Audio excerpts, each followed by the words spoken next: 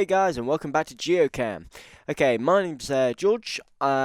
Just a quick warning, there may be spoilers in this review, whether it be from previous Halos you haven't played yet, such as Halo 4, or the current one, Halo 5, if you haven't played it yet. I will keep the spoilers to a minimum, but I have warned you, they may be in here. Right, so I'm going to be reviewing Halo 5 today. I played it all last night. I actually haven't slept yet, because I played it all and then went to work, so I've been up for about 30 hours. But it's given me a really good insight. I completed the game and I got a really good feel for what it was like. So, for anyone who isn't that familiar with the Halo universe, this is the 5th installment, hence Halo 5, of the main Halo storyline, if you ignore any spin-offs, such as Reach or ODST. So, it gets straight into events after Halo 4.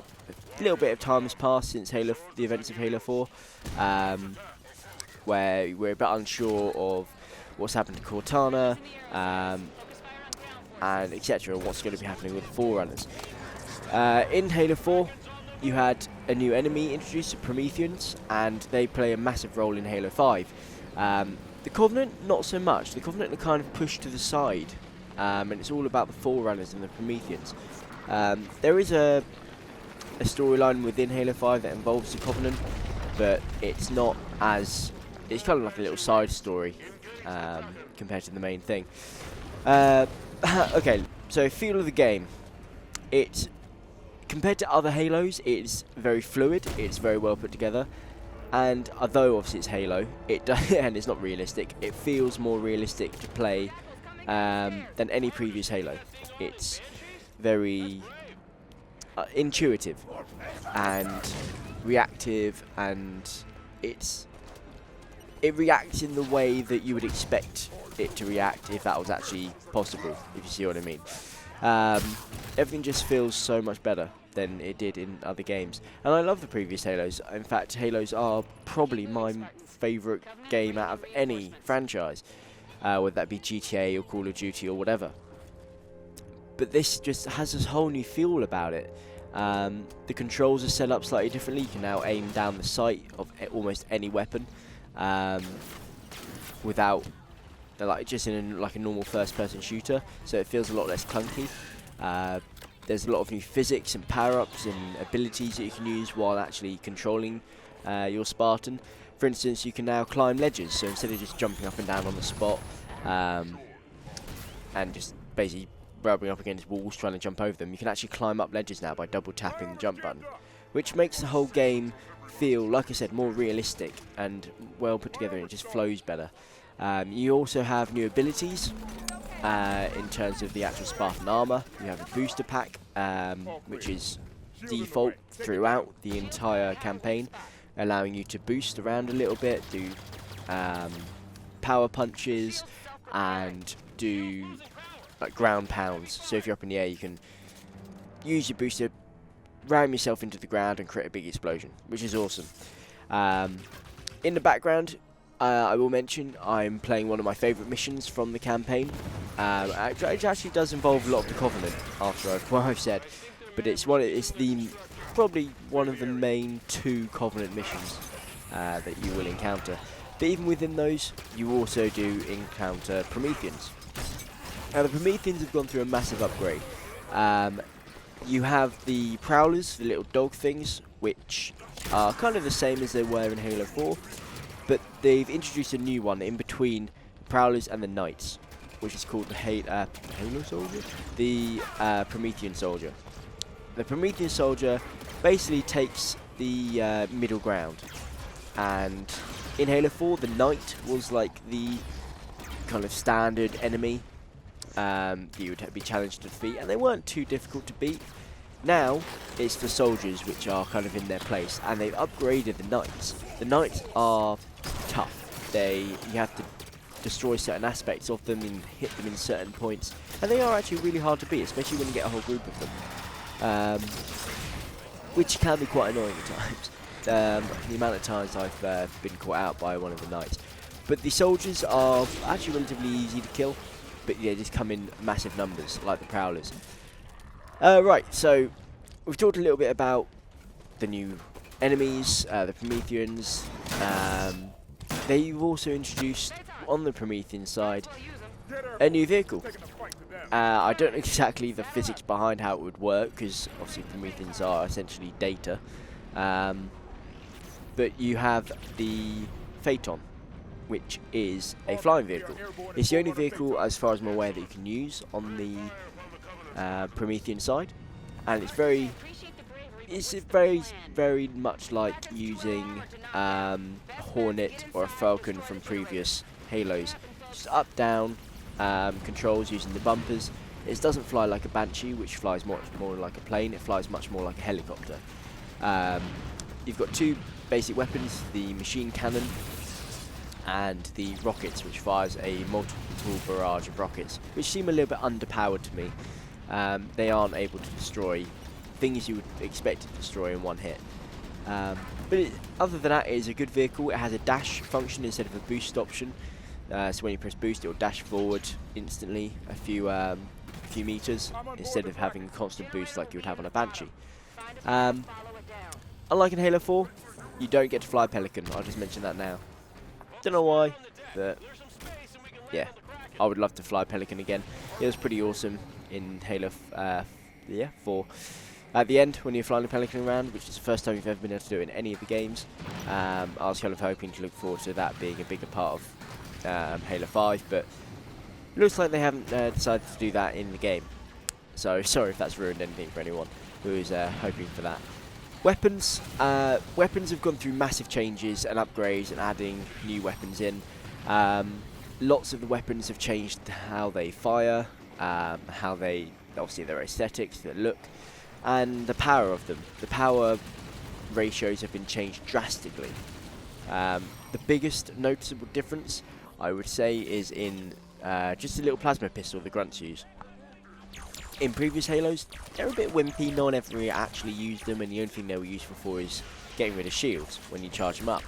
Now, they are as powerful as the Magnum, or the Bolt Shot, which is the Prometheus pistol. So it's a lot better than it used to be. So that's one example. I will highlight one thing.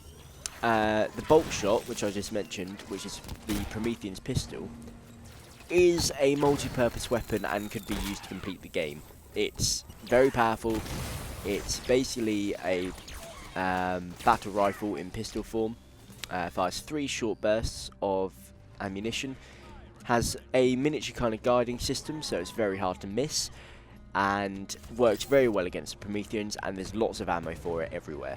So if you want to win the game easily and have a decent weapon, have a Bolt Shot at all times. My other favourite weapon would be the light rifle. That's also gone through a radical change. In Halo 4, it would have a 3-shot burst, and when you zoomed in using the scope, it would convert those 3 shots into one more powerful shot. So a bit more like a sniper. Now it just basically doubles up as the equivalent of the DMR, and just has one shot whether you're zoomed in or not. But it is a quite powerful weapon, and again the ammo for it is not too few and far between. The new weapons, they've added in quite a few new launchers, rocket launchers and things. There are also weapons that have been brought in from previous Halos. For instance, the SMG, which was in Halo 2, as well as in Halo 3, things like the shotgun have also been brought back in, which we missed out on in Halo 4. Which I'm really happy about. The SMG used to be able to dual wield it. Unfortunately, can't dual wield in this game.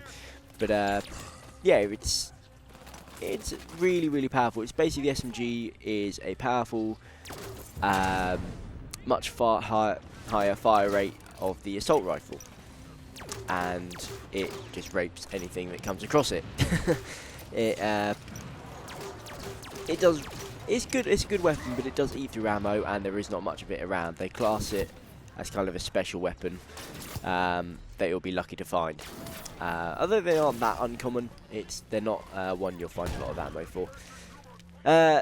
I've talked a little bit about the vehicles as well. There isn't much change in the vehicles. The graphics of them, the aesthetics are very much the same, although they do introduce a few new skins alternate skins for things like the tanks and the scorpions and the warthogs.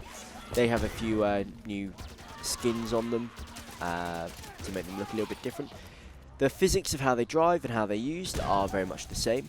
The only noticeable difference of the vehicles that have featured in most Halos is the Mongoose, the little quad bike. That now has weapons on the front. 2 grenade launchers on the front, which can't be directed as well, and they're single shot before they have to be reloaded.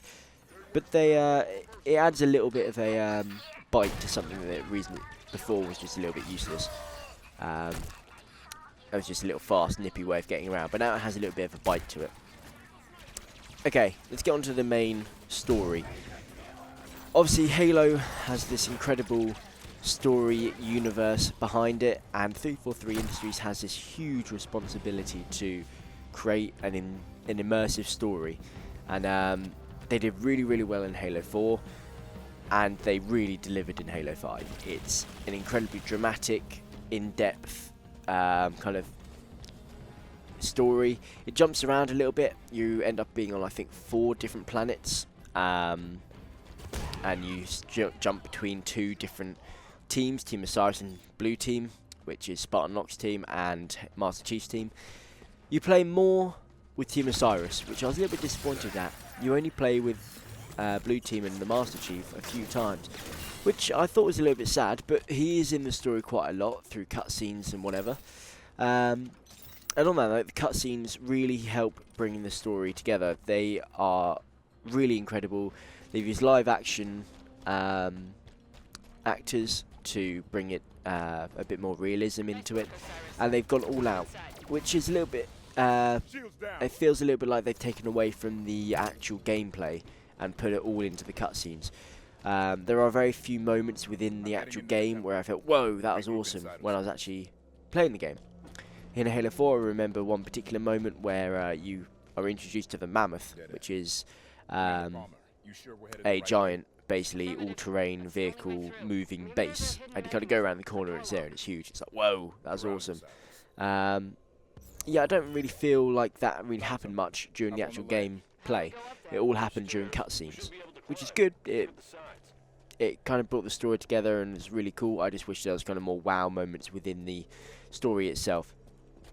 So overall, I think Halo is an incredible step forward in 343 Industries' kind of portfolio, career. They have brought it to life, and I've got to say, I was expecting so much from it, and they really did deliver. And I think they've come in such a long way in such a short time, but now they've set a bar that's really high. So what are they going to do for Halo 6? The story for Halo 5 ends a little bit, I've got to admit, it's a little bit disappointing, the ending. They leave it on a cliffhanger, but it's a little bit of a dry ending. I was kind of playing, it's like, oh, I finished it.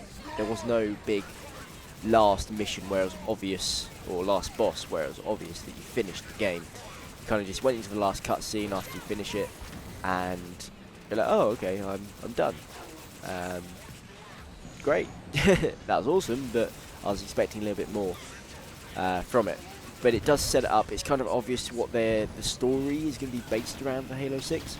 I won't ruin that for you now, but yeah, you'll get into that, I'm sure, when you play Halo 5 for yourselves. Or if you already have, then you know exactly what I'm on about. But yeah, I'm going to call it a day now, guys. I would give out of 10 for Halo 5 a solid 8 out of 10. Which for me is a very, very high score. I'm quite critical of games, and Halo 5 truly did deliver for me.